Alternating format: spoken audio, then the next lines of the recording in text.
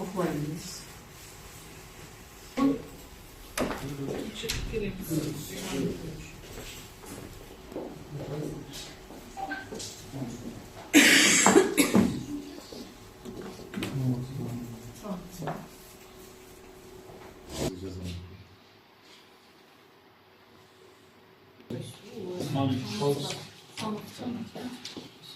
Ушла бүгінгі қоғамдық тыңдаудың төрағасы Белкөкет ақпараттың бас маманы Қуанышбаев Нұрман Бақытбекұлы бүгінгі қоғамдық тыңдаудың тақырыбы экология департаменті управление.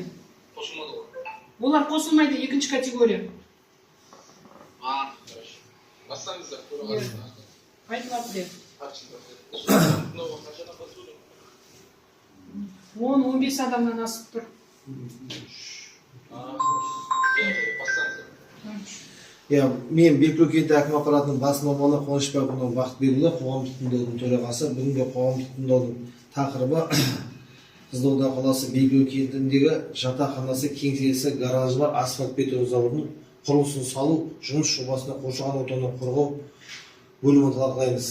Бүгінгі күннің енді осы жиналысымыздың регламентін бекітіп алсақ, регламентке сәйкес қоғамдық тыңдауға қатысушылар тіркеу өткізді ме? Өткізілді. Келісілген уақытта қоғамдық тыңдаудың ашылуы уақытында ашылып отыр есептейміз.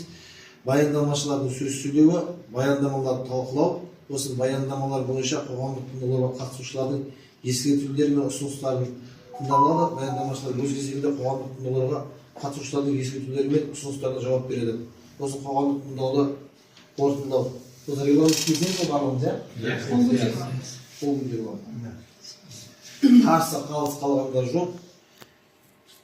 Енді хатшыны сөйлейді. Енді хатшы енді кезде хатшыны сөйлесе хатшыға Жүзіпова Гүлназда, Проуза келсе. оған да қалыс қалғандар жоқ. Оған доғды ашық деп жариялаймыз. Мен сөз кезегіне саламатсыздар ма, құрметті қоғамдық қатысушылар. Мен есімім Жүсіпова Гүлназ, осы жобаны әзірлеушімін.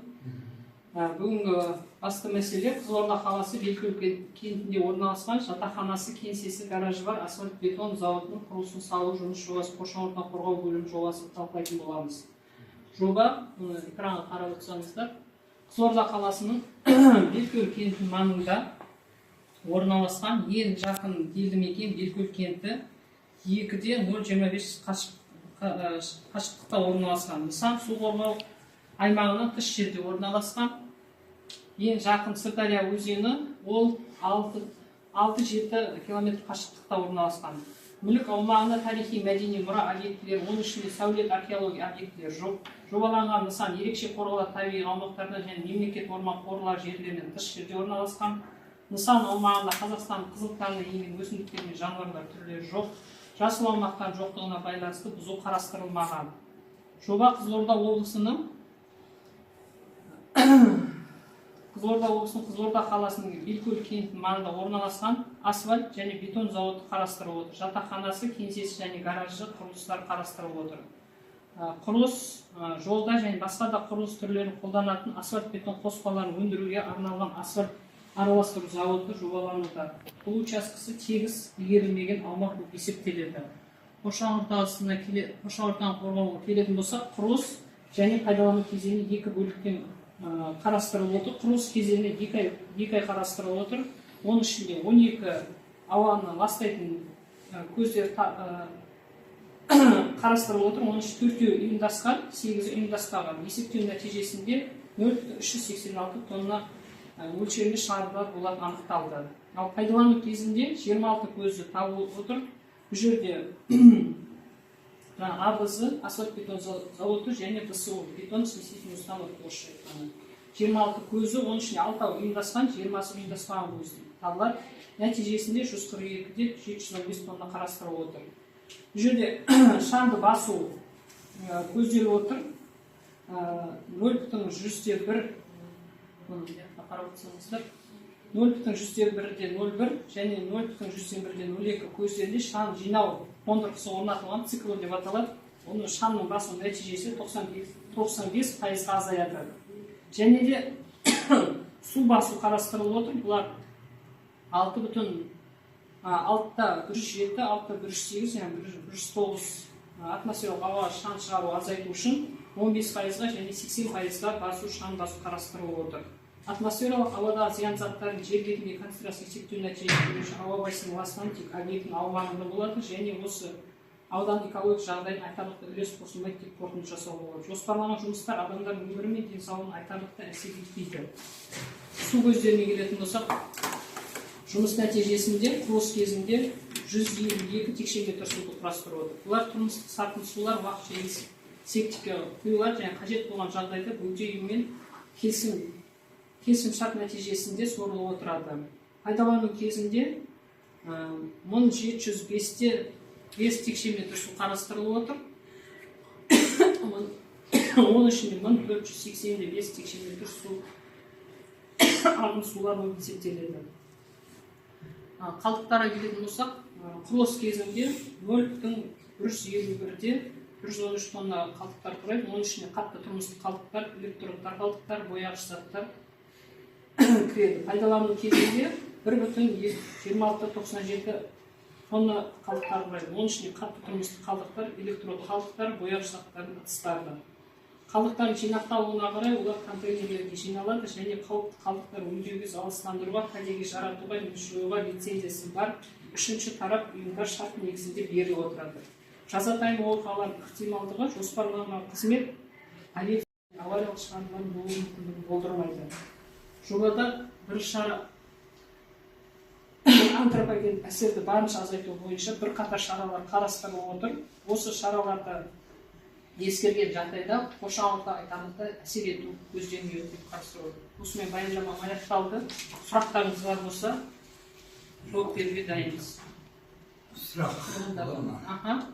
Бұл белгілеген Есіңіз айтып жүрсеңіз, ат жөніңіз. Не осы белгілеген? Аширов Жандос Жандарбекұлы. Фамилияңыз? Аширов Жандос Жандарбекұлы. Айта беріңіз. Бұл белгілі халқына қандай пайдасы келеді? Пайдасы бар ма? Сол екі сұрағым бар. Екіншісі, завод аймағында көгалдандыру жұмыстары ауаны енді ауылдың территориясы болғаннан кейін көгеріп жақсы болып тұрған дұрыс қой. Бұл жер қалай қарастырылды? Мен жауап берейін. Мен тапсырыс беруші Әкімбекұлы Мұхтар.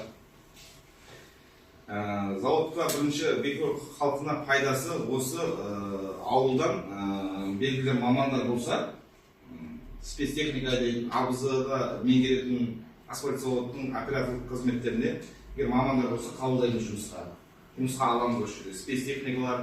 Жалпы 7-8 адамды жұмыспен қамту бір асфальт зауыттың өзі сондай қарастырылған. Құдай қаласа мамандар сәйкес келіп жатса біз жұмысқа қабылдаймыз. Бірінші сұрағымызға. Екінші сұрағымызға көгалдандыру демекші биыл әлі проекті жұмыс жүріп жатыр, бірақ біз 2300 түп ағаш егіп отырғыздық қазір айналдыра.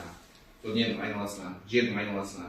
Яғни оның халыққа елге пайдасы бар деп ойлаймыз. Жоқ, экологияға қатысты. Яғни әлі құрылыс ештеңе басталған жоқ, проект жұмыстары жүріп жатыр. Бірақ біз көктемгілікшілік жасап 2300 тал көшет, яғни отырғызып дайындап қойдық. Тағы бір сұрақ. Мынау завод дейміз. Заводтарымыз жаңа ма или көне ма? Жаңа. Заманауи техникаға Стандартқа сәйкес барлығы. Заманауи ешқандай ауаны ластамайтын техниканың, соңғы техниканың жабдықталып, құдай қаласа соған жоспар жасап отырмыз. Ауа сұрау керек. Сұрағым жоқ менің басқа. Сұрақтарыңыз? Ұсыныстар. Сұрақтар да болады. Ұсыныстар да болады. Ұсыныс айтыңыздар. Mesela ұсыныс айтыңыздар. Халықтың атынан. Аға өте жақсы сұрақтар көп. Жақсы. Мен бір пікір айтып жіберсем деймін. Менің есімім Абсадик Ерлан Серікбайұлы болады. Кім фамилияңыз? Абсадик Ерлан Серікбайұлы. Мәтеліңіз? Иә, дұрыс қой, мен 100% қолдаймын енді кәсіпкерлерді. Айтылып жатыр ғой, сұрақтар да қойылып жатыр, оған жауаптар да беріліп жатыр. Экология жағы да жатыр, заводта 100% қамтамасыз етіліп жатыр, жаңа заводтар да жатыр. жұмыс орындары бәрі ашылып сөйтіп жатыр мысалға жаңағы жұмыс істейін деген нелер болса мысалға келіп жұмыс істеуіне болады деген.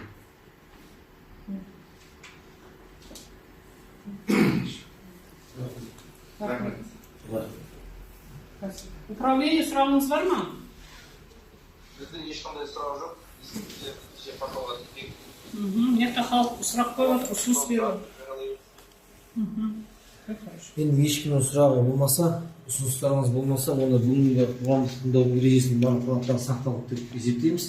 Осымен жиналысымызды аяқтайық. Бірауыздан келісесіздер ғой, иә? Бірауыздан келісеміз оған. Жақсы. Жақсы.